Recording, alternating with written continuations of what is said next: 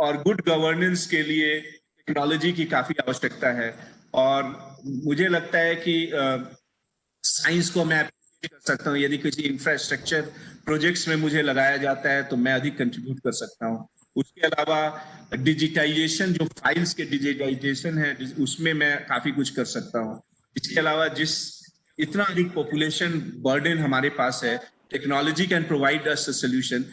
मुझे लगता है कि this is not the wastage, this is an investment. You can say this is an investment rather than a wastage. इसी तरह medical में भी आप कह सकते हो कि मेडिकल में भी मैंने जो पढ़ाई की उसको, एक तो लोगों के जो हेल्थ इश्यूज हैं उसको मैं अप्रिशिएट कर पाया। एक्टिव लिसनिंग, मैं जब पेशेंट को सुनता था तो उनका लैंग्वेज अलग होता था। मैंने इंग्लिश और हिंदी में पढ़ाई की और they speak in local language, जो गरीब लोग आते थे मुझे दिखाने। तो मुझे लगा कि मेरी एक्टिव लिसनिंग काफी, एम्पैथी, कंपैशन, ये बहुत अधिक डेवलप हुआ उस समय, और साइंटिफिक टेम्पर मेरा डेवलप हुआ। तो मुझे लगता है कि मैं जब प्रशासन में जाऊंगा तो मैं लोगों की समस्याओं को अधिक करीब से देख अप्रिशिएट कर पाऊंगा, और यदि मैं प्रॉब्लम को अच्छे से समझ पाऊं तो मैं उसका सॉल्यूशन भी मेरा बेटर रहेगा देन अदर पीपल। और इस तरह से मुझे लगता है कि this is an investment rather than liability. Yes sir. Good afternoon sir. जैसा कि मैंने NIT सूरतकल से बीटेक किया है सर, मेरा branch metallurgical and material engineering था। तो सर वहाँ पे क्वेश्चन पूछ सकते हैं कि कर्नाटका में बहुत ज़्यादा इलीगल माइनिंग होता है और वहाँ का एडमिनिस्ट्रेशन भी फेल्योर नहीं है, तो फिर क्या रीजन है कि वहाँ पे इलीगल माइनिंग ज़्यादा होते हैं? तो ये सब तो सिंपल क्वेश्चन, ये तो आप प्रिपेयर कर सकते हो इंडिविजुअली। ये सब क्यों होगा? दूसरी चीज ये होता है नेक्सस। पहला चीज आपको क्या ध्यान में आता है? Nexus between the illegal mafia and the politicians और द ऑफिसर्स और police. This can be the first reason. कोई उससे दूसरी चीज हो सकती है कि इनएक्सेसिबल है, वो जगहों में उतना लोग नहीं पहुंच पाते होंगे। थर्ड इस तरह की चीजें तो आप कॉमन चीजों में कर सकते हैं। ऐसा, ये तो बहुत कॉमन आंसर है ना इसका। और आप कर सकते हैं इसको कैसे सॉल्व करेंगे, कहिए कि पॉलिटिकल विल की आवश्यकता है, एडमिनिस्ट्रेटिव विल की आवश्यकता है, यूज ऑफ टेक्नोलॉजी हम कर सकते हैं, एक अच्छी प्लानिंग और अच्छी टीम जो ऑनेस्ट हो, इंटीग्रिटी में बहुत हाई, उसकी सहायता से यदि हम चाहें तो इसे काफी कुछ रिड्यूस कर सकते हैं। और बाढ़ वाली जो समस्या थी इसमें भी हम बोलना आपको चाहते हैं। और कुछ क्वेश्चन पहले है, बताइए। जी सर। सर मैंने इंजीनियरिंग के लिए अपना जॉब भी छोड़ दी है। मैंने इंजीनियरिंग करके अपना छोड़ दिया सिविल सर्विस की प्रिपरेशन के लिए, लेकिन इन 7 सालों में अभी मेरा सिविल सर्विस नहीं निकला। तो ये पूछा जाएगा कि आप इतने टाइम क्या कर रहे थे, तो इसका जवाब कैसे? अच्छा, मुझे एक ओवरऑल लग रहा है आप लोगों का कि आप लोगों ने बहुत ही छोटे छोटे प्रश्नों के रह रहे हैं आप लोग, ये पूछा जाएगा।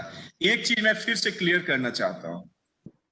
ओके, फर्स्ट थिंग इज, वो आपको बहुत अच्छा मौका देते हैं बोलने और बताने। They are not going to tell you this is your weak point, this is your weak point, ये आपने गड़बड़ किया, वो आपने गड़बड़, नो, नथिंग। कई महिलाएं हैं जो बच्चों को उसने रेज किया, शादी हुई, बच्चे 4 साल के हो गए, फिर वो सिविल सर्विसेज में आई और अच्छा कर ली।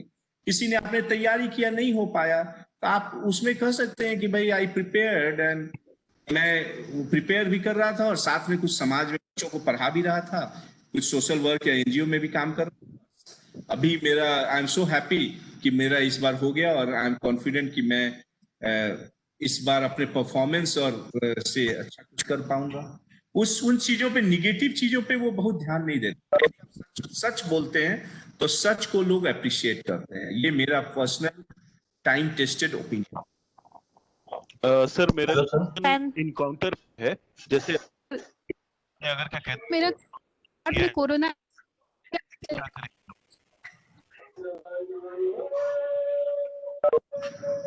अब मुझे अगला 2-3 क्वेश्चन और मैं लूंगा, उसके बाद हम लोग गुड बाय कहेंगे आप लोगों को। और it was wonderful talking to you. हाँ सर अगर कोई डिफेमेटरी अगर ऐसा आर्टिकल आता है जाए तो कि आप एनजीओ उसको कैसे ज्वाइन कर लेते करेंगे हैं ऐसा सर, कुछ? Why civil services, why can't you join NGO? अच्छा, ये भी क्वेश्चन बार बार लोग बोलते हैं कि why don't you join NGO and civil services, क्यों? इस क्वेश्चन में तो जान ही नहीं है मुझे लगता है, and question itself is so self evident. There is just NGO will give you a very narrow focus, one geographical area in 1 or 2 or 5 different themes. Here in civil services, part of the government, which is known as one of the biggest employer, one of the biggest investor, इतना infrastructure create होता है, हमारे पास quality होगी लोगों की जिंदगी को बेहतर करने की, हमारे पास कोई ज्योग्राफिकल लिमिट नहीं रहेगा, पूरा स्टेट मेरे में हम काम करने का फ्रीडम हो सकता है. Today I can work in education area, tomorrow I can work in the health systems, tomorrow I can work in the infrastructure, परसों हम बच्चों का सोशल वेलफेयर डिपार्टमेंट में आंगनवाड़ी को देख सकते हैं, लॉ एंड ऑर्डर में लोगों की प्रॉब्लम को हम डायरेक्ट सॉल्व करने का अवसर मिलता है, गवर्नमेंट बैकिंग और रिसोर्सेज हमारे पास रहती है, इसलिए there is no comparison between working in NGO and a government sector. There are NGOs which work good, they are also working well, but their work is very, very limited. And my dreams are very high. I want to contribute to the society to fullest of my potential. NGO में रह के मेरे potential utilize नहीं होंगे, यहाँ government में I can make so many visible changes. And मैं समाज में को कई areas को मैं change कर सकता हूँ, इसीलिए NGO की जगह पे मैं civil services में आना चाहता हूँ. Yes sir. सर ये क्वेश्चन किसी थी कि व्हाई शुड आई सेलेक्ट. जब भी आप एक दो और बात में बताना, जब भी आप बोले पैशन से बोलिए, पैशनेट होकर के आप विजुअलाइज कीजिए. और कुछ और चीजें मैं बताना चाह रहा था, अभी से आप अपने आप को विजुअलाइज करो, रोज 15 मिनट 10-15 मिनट अपने आंखें बंद करके कहीं सोफा पे बैठ के, चेयर पे बैठ के आप विजुअलाइज करो कि you are entering in the interview board and what is happening, what are the questions they are asking. आप एज एन ऑफिसर इंटर कर रहे हैं और आप as a true individual enter कर रहे हैं, आप एक सच्चे इंसान के रूप में इंटर कर रहे हैं और अपने बारे में उनको बताना है 15-20 मिनट में, और एक कम्युनिकेशन हो रहा है, एक there is a dialogue between you and the interview board. And don't think कि नहीं मेरा तो ये कमी है वो कमी है, हर व्यक्ति की जिंदगी में कमी होती है, कौन आदमी ऐसा है जो is a perfect man. You should say, even मेरा 5 साल का ब्रेक है, हमने तैयारी की, मेरा नहीं हुआ. Many people get through in the 5th attempt, 6th attempt. Many people get through at the very last attempt. तो उसके निगेटिविटी को निकाल दो, आपकी जो पॉजिटिव चीजें हैं उसको जॉट डाउन करो. These are my 10 positive points. और मैं ये कहूंगा कि अपने एक या दो जो इंटेलेक्चुअल पढ़े लिखे बच्चे हैं या आपके सीनियर हैं, आपके टीचर हैं, उन एक या दो बहुत लोग उनके साथ बैठिए, what are the expected question आपके बायोडेटा से, उसको लिखिए, उसके क्वेश्चन को डिस्कस कीजिए कि ये आंसर अच्छा रहेगा, प्रैक्टिस करो, बोलने की कोशिश करो, टेप करो, फिर सुनिए, फिर इंप्रूव कीजिए. और आप निगेटिविटी में मत सोचिए ये पूछ ले तो क्या कहेंगे, मान लीजिए ऐसे भी ये मत सोचिए क्या आंसर अच्छा होगा, आप पहले सोचिए क्या आप देना चाहते हो. एनजीओ और आप ही से कोई पूछे कि आप एनजीओ में ज्वाइन कर लो, आप डीएसपी मत बनो, क्या आंसर दोगे? पहला चीज आप बोलोगे कहाँ एनजीओ में मैं ज्वाइन करूंगा, डीएसपी में इतना कार्य करने की हमको अपॉर्चुनिटी मिलती है, वहां प्रॉब्लम हम सॉल्व करेंगे, वहां पे हम कई अलग अलग एरियाज में हमें प्रोमोशनल रेवेन्यू होगा, मेरा अपना करियर पाथ होगा. Career goal is itself is a motivational factor for a human being. NGO में कितना आप करियर ग्रोथ कितना कर पाएंगे, गवर्नमेंट की बैकिंग होगी. तो इस भी आंसर को आप यदि फ्लो में अच्छे से करें तो nobody is going to stop you from scoring a very, very high marks. Hello. Or sir, unique method to solve any problem like sir education or health हो, तो सर उस यूनिक सॉल्यूशन के लिए क्या कैसे अप्रोच करेंगे ताकि हम फाइंड आउट कर सके कि ये सॉल्यूशन यूनिक हो सर. कोई सर देखिए यूनिक सॉल्यूशन यहाँ पे कोई आपको एक चीज और बता रहा हूँ, कोई बहुत यूनिक सॉल्यूशन के लिए नहीं खोज रहे हैं. 15-20 मिनट में they are not going to talk to you for unique solution. कोई पेटेंट की फैक्ट्री नहीं है, ऑर्गेनाइजेशन नहीं है जहां आपको एक पेटेंट कर देना है. बार है एक पेटेंट मैंने कर दिया और वो मेरा सोल्यूशन हो गया. आप जो यहाँ अच्छा काम हो रहा है उसी के बारे में स्टडी कीजिए, कौन कौन सी स्ट्रैटेजी है उसको कीजिए, थोड़ा अपने एक्सपीरियंस को उसमें ऐड कर दीजिए कि मेरा, ताकि वही यूनिक हो जाए, कि वो इस तरह से किया जाए। मुझे लगता है और सिंसियरिटी की आवश्यकता है, की आवश्यकता है, और planning is required, long term और शॉर्ट टर्म प्लानिंग, और गवर्नेंस लेवल पे थोड़ी और आवश्यकता है। टेक्नोलॉजी यूज को बढ़ा सकते हैं, इस तरह की चीजों, यही सब मैं ऐसा बोल रहा हूँ जो बहुत कॉमन सा जेनरिक चीजें मैं अभी बता रहा हूँ। उस चीजों को अपने आंसर में आप थोड़ा आर्टिकुलेट करते हैं तो आपके आंसर की क्वालिटी इंप्रूव हो जाती है। थैंक यू सर, जैसे कि मैंने एक Please बुक provide लिखी the है, guidance on sir hello sir, flood question. जैसे कि मैंने एक बुक लिखी है और उस बुक में थोड़ा सा क्रिटिकल हुआ हूँ गवर्नमेंट के लिए, तो क्या, और लिटरेचर पे बुक है, तो क्या मुझे मेंशन करना चाहिए कि हाँ मैंने वो बुक लिखी है, या फिर आपने बुक लिखी है? बुक लिखना तो बहुत बड़ी बात है, ठीक है ना, it's a great achievement. If you you should tell something about yourself, लेकिन ऐसा नहीं हो कि उसी बुक के बारे में बहुत कुछ पूछने लगे वो, और आपका चूंकि ये आपको एडमिनिस्ट्रेटिव स्किल्स के लिए सिलेक्ट करें पर्सनालिटी, ओके, कौन सी आपने लिखी है? सर ये है जवाब देना होगा, मतलब इट इज बेसिकली पोएटिक और questions of post modern world की क्वेश्चन क्या पूछने चाहिए। तो आप, हाँ, तो ये आप बहुत अच्छा थीम है। कहिए कि अपने हॉबीज में भी कि मैंने एक बुक भी लिखी है जो जवाब देना होगा, विच इज क्वाइट पोएटिक, और मुझे लगता है ये ह्यूमन राइट्स या लोगों को अधिक अवेयरनेस करने की दिशा में मेरा एक छोटा कदम है।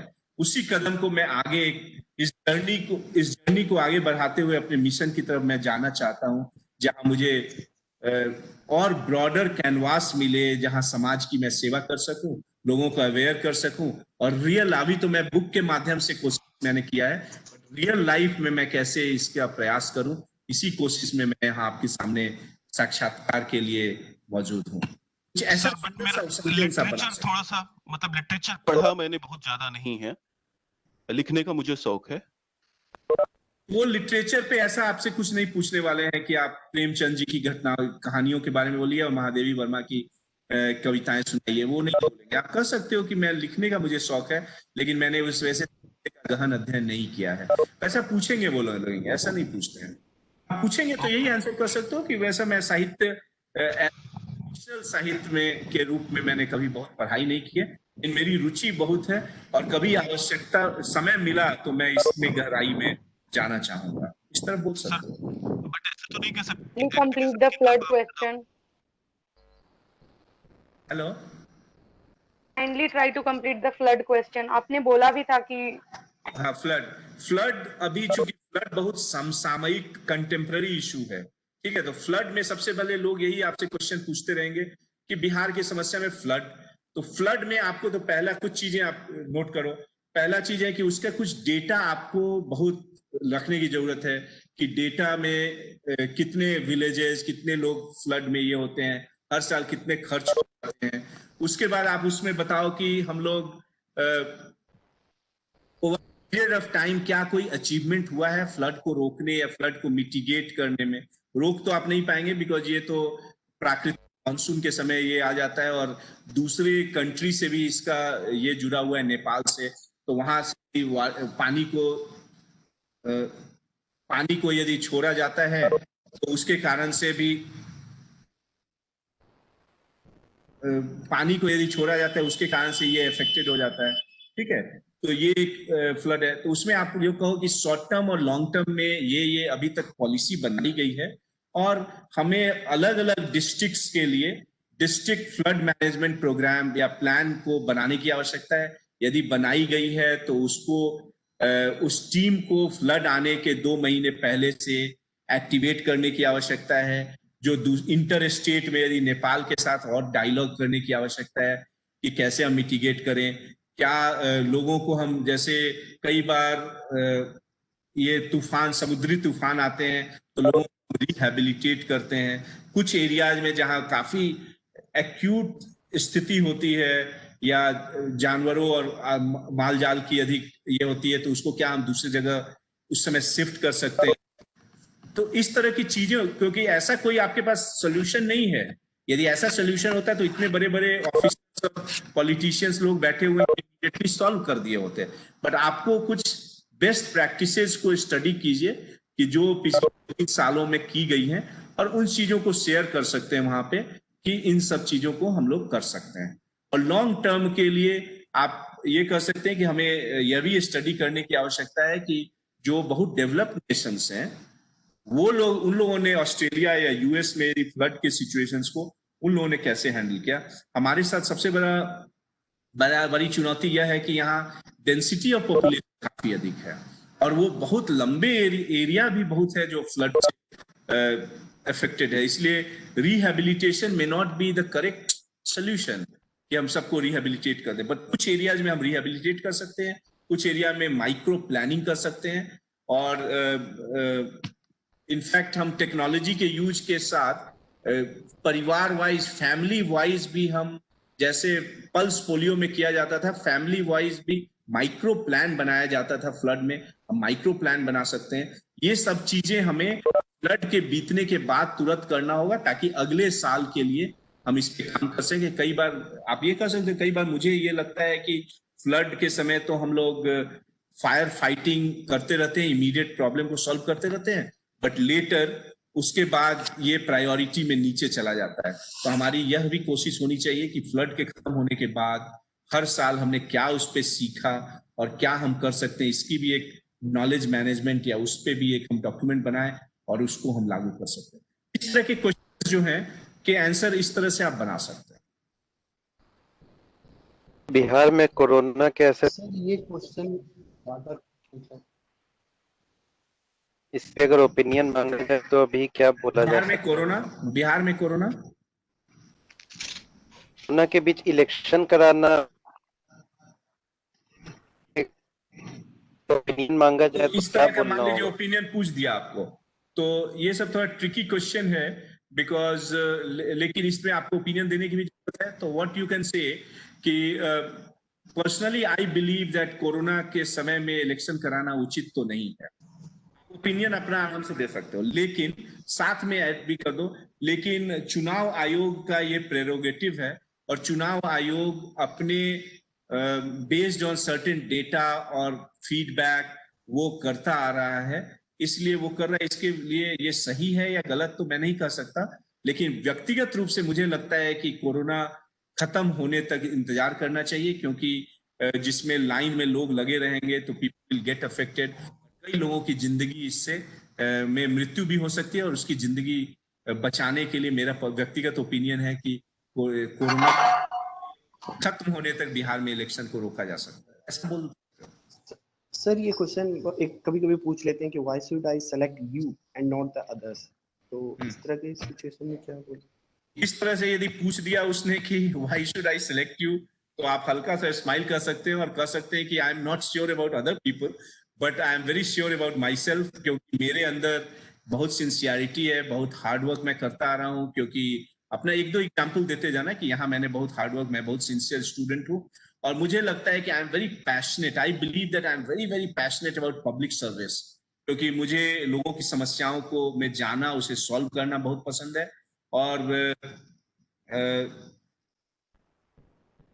मैं और क्या आप बोल सकते हो अपने बारे में? आपके बारे में तो मैं बहुत नहीं कुछ जानता हूँ, आप अपने बारे में कुछ अच्छे जो चीजें हैं वो चीजों को यूनिक आंसर दे। मैं यहाँ इस तरह के आंसर इसलिए नहीं बोलना चाह रहा हूँ क्योंकि हर लोग वही आंसर देंगे तो उससे आपका परफॉर्मेंस खराब हो सकता है, इसीलिए मैं बहुत जेनरिक आंसर की कोशिश कर रहा हूँ। उसमें आप ये कह सकते हो कि मैं सिंसियर हूँ, हार्ड वर्किंग हूँ, मेरे पास यदि इस सब्जेक्ट का नॉलेज है, मेरे पास साइंटिफिक है, मेरा जॉब सर बिहार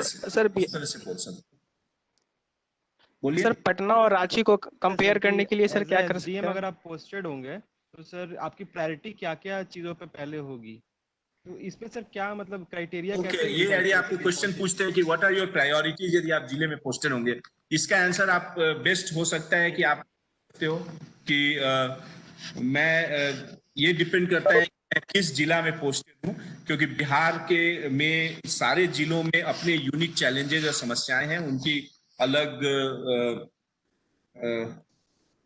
चुनौतियां हैं और उसका सोल्यूशन भी अलग है। उसके बाद इतने से आपका आंसर का काम नहीं चलेगा, उसके बाद आप कहिए for example if I am posted in Purnia, है ना, तो पूर्णिया में मेरी समस्या होगी कि फ्लड को कैसे ये करें, ऐसा ऐसा ये दो चीज करो। और यदि हम जहानाबाद में पोस्टेड हों तब मेरी समस्या होगी कि लोगों को एम्प्लॉयमेंट जनरेट कैसे करें और ये करें। अरवल में पोस्टेड हो तो लिटरेसी रेट को कैसे बढ़ाएं। इस तरह से आंसर 2-3 जिलों का आप कंपैरिजन करके बना लीजिए वहां की समस्या, और वहां बोल दीजिए कि ऐसा ऐसा होगा तो मेरी ये प्रायोरिटी होगी।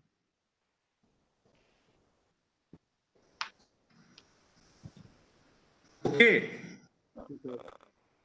लोग सर्विसेज में होते हैं, खासकर एक चीज और मैं बताना आपको चाहता हूं, आप नैरेटिव जरूर, आप लोग 15-20 नैरेटिव जरूर बना लो, अपने बायोडेटा के से सूट करता। और जब भी इंटरव्यू हो तो कुछ ना कुछ वो नैरेटिव अपने बारे में, ताकि आपके बारे में उस इंटरव्यूअर का इंटरेस्ट जग सके। जब तक कई बार हम लोग किसी से मिलते हैं तो वो आदमी तब अच्छा लगता है जब उसके बारे में हमारा इंटरेस्ट। यदि आपको फॉर एग्जाम्पल आप महेंद्र सिंह धोनी क्यों इंटरेस्टेड आप हैं उससे, बिकॉज उसने उतना मैच आपने उसका देखा, उसकी चीजों को आपने पढ़ा, देखा, सुना। ओके, या आप नरेंद्र मोदी जी के बारे में मिलने में इच्छुक होंगे कि एक बार मौका मिलता है तो हम नरेंद्र मोदी जी से मिले। एक बार आप प्रियंका चोपड़ा से मिलना चाहते होंगे कि एक मिलता है तो हम उसकी मूवी देखें। आप तेंदुलकर से मिलना चाहेंगे, आप दलाई लामा से मिलना चाहेंगे, तो क्योंकि उसके बारे में आपको बहुत सारी चीजें पता है, आपने पढ़ा है। तो आप अपनी पर्सनालिटी को, आपके पास ये चैलेंज है कि 15 से 20 मिनट में आप अपनी पर्सनालिटी के बारे में यूनिक चीजें या नॉट यूनिक चीजें या जो भी आप करते हैं उसके बारे में लोगों को बताइए। तब तो people will get interested and they will ask question. You are not a log, आप एक लकड़ी का ये नहीं है कि आप वहां गए एक मैकेनिकल रोबोट की तरह। Why do you like to join in civil service, फटाफट फटाफट बोल दिया। Oh what are your priorities in your life, 1 2 3 4, what are the subjects you have studied, ये बोल दिया। उसके बाद what are the problems in Bihar, these are the 3 problems, these are the 3 solutions, these are my hobbies। बोलने से it becomes बहुत average mass आप, ठीक है। आप अपने मास को यदि बहुत हाई ले जाना चाहते हैं तो अपने यूनिक पर्सनालिटी का मतलब मैं ये नहीं कर रहा हूं कि आप हमेशा टॉपर ही रहे क्लास में, वही unique person. No, even if आप बहुत मजदूर के परिवार में आपने जन्म लिया, गरीबी में लिया, उसके बाद आपने पढ़ाई किया, ये भी एक यूनिक पर्सनालिटी है। यदि आप स्टूडेंट बहुत अच्छे रहे, वो भी स्टूडेंट में बहुत यूनिक पर्सनालिटी है। आपने यदि 10th में बहुत कम मार्क्स आया, 12th और इसके बाद आप यहाँ मेंस तक लेके आ गए, वो भी अपने में यूनिक पर्सनालिटी है। कहिए 10th में तो मुझे नॉलेज या ज्ञान का उतना महत्व नहीं पता चला था, लेकिन जब मैंने 12th में मैं गया तब मुझे मेरे एक शिक्षक मिले और उनसे वो मेरे रोल मॉडल हुए और उससे मैंने इतना कुछ सीखा। तब मेरी अंदर पढ़ने और नई कुछ सीखने की इच्छा शक्ति जागने, और उसी के कारण मैं अभी, मुझे लगता है कि जिंदगी में इतना कुछ सीखना है और मैं इस सर्विस में आकर के मैं सोसाइटी को कंट्रीब्यूट करना चाहता हूँ, सीखना चाहता हूँ एक अच्छे ह्यूमन बीइंग की तरह। सोसाइटी ने मुझे इतना कुछ दिया है तो मैं उसे वापस कंट्रीब्यूट करना चाहता हूँ। या मैं कुछ भी आप एरिया यदि कहते हो, ट्री प्लांटेशन या इन्वायरमेंट एरिया में काम करना चाहते हो, तो मैं इन्वायरमेंट पे भी आप बता सकते हो कि क्लाइमेट चेंज के कारण क्या क्या प्रॉब्लम आ रहा है और कैसे आप tree plantation can be one, carbon reduction कैसे आप कर सकते हैं, ट्रांसपोर्ट के को कैसे आप काम कर सकते हैं, रिन्यूएबल एनर्जी पे आप कैसे काम कर सकते हैं। अलग अलग कुछ यूनिक 15-20 चीजें आप खोजिए, उसको गूगल कीजिए, उसमें फैक्ट लिखिए, बिहार से रिलेट कीजिए, अपने बैकग्राउंड से रिलेट कीजिए, और तब देखिए आपको इतना मजा आएगा इंटरव्यू फेस करने में या मॉक इंटरव्यू में। You will feel very very satisfied. ये सब चीज कोचिंग बताते नहीं है, वो लोग एक रेगुलर आंसर जैसा बताते रहते हैं। आप अपने को सोचो कि यू आर द हीरो और हीरोइन ऑफ ए नॉवेल। एक स्क्रिप्ट लिखना है, उस स्क्रिप्ट को आप अपने बारे में लिखो, कुछ 5-5 लाइन का अलग अलग पॉइंट, और आप कोशिश कीजिए कि डायरेक्टली इनडायरेक्टली इंटरव्यूअर को उन स्क्रिप्ट के बारे में बताइए जहां मौका मिले।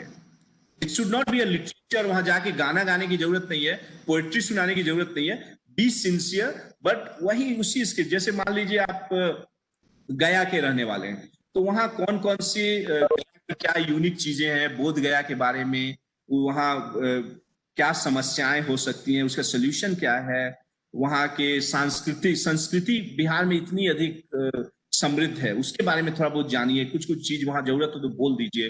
कोई कुछ अच्छी पर्सनालिटी जैसे बिहार के हुए हैं, यदि आपके जिले के आसपास है वो भी ठीक है। यदि दूसरे जिले में है तो वो भी आप कर सकते हो कि भाई मधुबनी पेंटिंग आपको कैसे इतना मोटिवेट करती है, और आप मधुबनी पेंटिंग खाली टाइम में कभी कभी बनाते रहते हैं।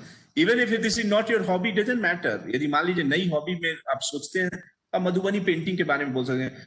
यूथ में अभी मेरे से यदि आप पूछा जाए तो unemployment is one of the biggest problems in Bihar.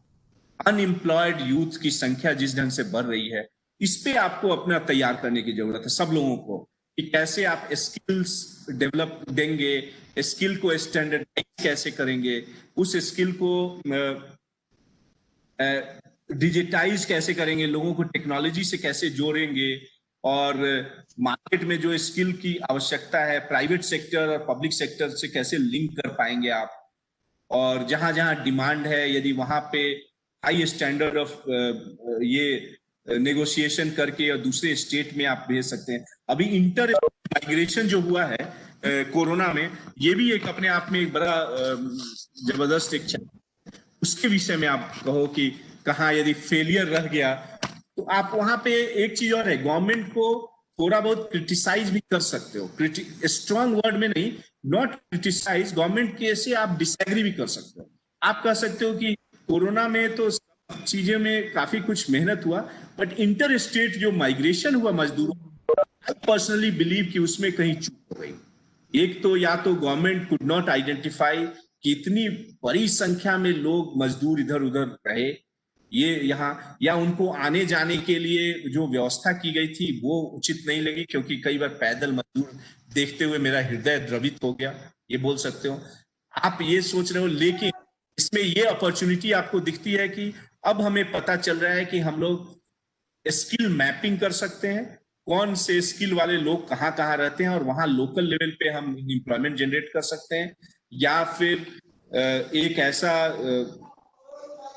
Federation बना सकते हैं जिसमें एक दूसरे को, यदि लेबरर्स की जरूरत है एक स्टेट को, तो वो एक दूसरे से ऑर्गेनाइज वे में, ताकि इनकी जो लिविंग मिनिमम वेजेस इंश्योर हो, इनकी अच्छी स्थिति हो पाए, और प्लस हम ये देख सकते हैं कि किस स्किल का अधिक डिमांड है, तो ताकि हम जो नए जनरेशन को हम ट्रेन करेंगे तो उस स्किल में हम अधिक संख्या में लोगों को ट्रेन कर सकते हैं।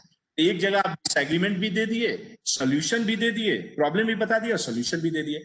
तो कोई भी आंसर हो उसमें यदि डिसएग्री कर रहे हो तो रिजिड होकर डिसएग्री मत कीजिए, आप डिसएग्रीमेंट अपना कहिए प्लस सॉल्यूशन भी बोल दीजिए।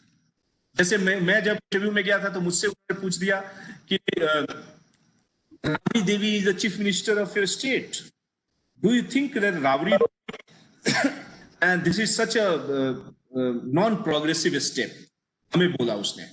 अब आप बताइए क्या सर, मैंने सोचा उस समय अचानक मेरे दिमाग में आया, तो मैंने कहा कि sir it is a fact that Rabri Devi is the chief minister of my state and she is not literate, but and it would have been better if some educated person can lead our state.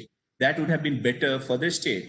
However, I believe, I have read in some of the newspapers and magazines that many of the illiterate women in different villages in Bihar, they have started looking at Rauri Devi as their role model, and their participation in panchayats have increased. और वो लोग को पंचायत में उनका participation increase हो गया है, और एक वुमेन एम्पावरमेंट की दिशा में certainly this can be a one step. This may not be a final step, but this can be one step towards women empowerment. However, I believe that literate person can make a better decision policies, but however, still she is working as a role model to many of the women in the village areas. तो ऐसा आप बोल सकते हो, एक बार आपने disagreement भी बताया, और बैलेंस है, किसी पे एक एक्सट्रीम पॉइंट ऑफ व्यू लेने की जरूरत नहीं है कि बिग डैम्स आर गुड और स्मॉलर डैम्स आर गुड। आपका ये big dams have potential to irrigate large areas of land, उस सेंस में it's good. However they have certain disadvantages also, because there are so many people get displaced by the big dams, और smaller dam can take care of the watershed area, और छोटे छोटे परियोजना में हम उसका use कर सकते हैं, उसमें डिस्प्लेसमेंट का प्रॉब्लम नहीं होता है। Therefore, though there are advantages of big dams, but I personally believe that smaller dams are the solution for new area, new problems. ऐसा कुछ बोल सकते हैं। Okay, hello, Yes, sir. should I say goodbye because काफी 1.5 घंटे हो गए, मुझे लगता है कि सर एक लास्ट क्वेश्चन है सर। बोलिए सर, पटना और रांची को अगर कंपेयर करने के लिए बोला जाएगा तो सर किस बेसिस पे सर कंपेयर कर सकते हैं? जैसे इस तरह के कुछ क्वेश्चन एब्सर्ड क्वेश्चन पूछ दिया, ऐसे इसमें तो पूछेंगे वो लोग नहीं, पर फिर भी यदि पूछ देते हैं तो आप कह सकते हैं कि एक पटना बिहार की राजधानी है और रांची झारखंड की, ये ऑब्वियस तो है ही। उसके अलावा दोनों का एल्टीट्यूड, दोनों की ऊंचाइयों में फर्क है, दोनों का एवरेज टेम्परेचर अलग है ना। बिहार में पटना काफी क्राउडेड और डेंसली पॉपुलेटेड, रांची उसकी तुलना में कम पॉपुलेटेड है, माइनिंग एरिया काफी है। अब पहले तो दोनों वो, लेकिन इसके ये तो डिफरेंस, साथ में दोनों में एक संबंध भी है, क्योंकि बिहार को मेन राजधानी कहा जाता था और रांची को ग्रीष्म ऋतु में उसे एक राजधानी के रूप में दर्जा मिला हुआ था। लेकिन दोनों, और साथ में लोग जो हैं, चूंकि पहले स्टेट था इसलिए लोग भी काफी एक दूसरे से रिलेटेड हैं और काफी लोगों के सगे संबंधी एक दूसरे जगहों पे रखते हैं। एक बार आप डिफरेंस भी बता दिए और अलग भी बता दिए, और यदि और भी तैयारी आप करके जा सकते हैं तो आप एवरेज एल्टीट्यूड कितना है वो बता सकते हैं, सीसो से इतनी ऊंचाई है, एवरेज इतना है, बारिश इतनी यहाँ होती है, ये सब यदि पहले से तैयारी है तो ये सब भी बोल सकते हैं। Okay sir, thank you so much and all the best. किसी को कुछ और फाइनल फीडबैक देना हो तो बताइए, how was it, did you like it? It was very helpful for us. It was very informative, sir. This was very Thank you so much. and helpful. I got I new request insight you from to this. start individual MOOC.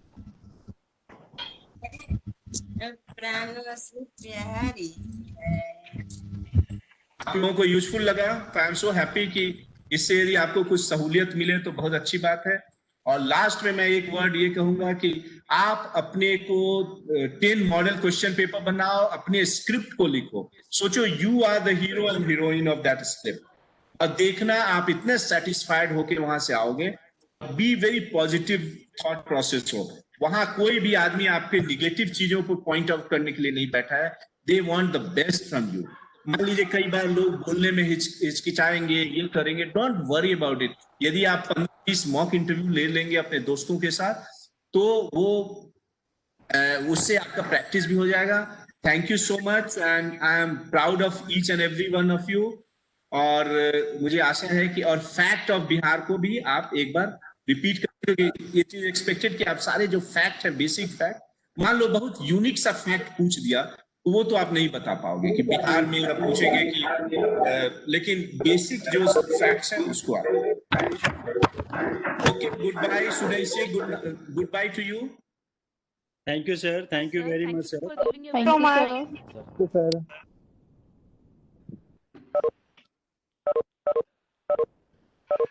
two candidates, so bye bye to all of you. Host sir also very thank you very much sir for organizing this. Host sir को बहुत thank you.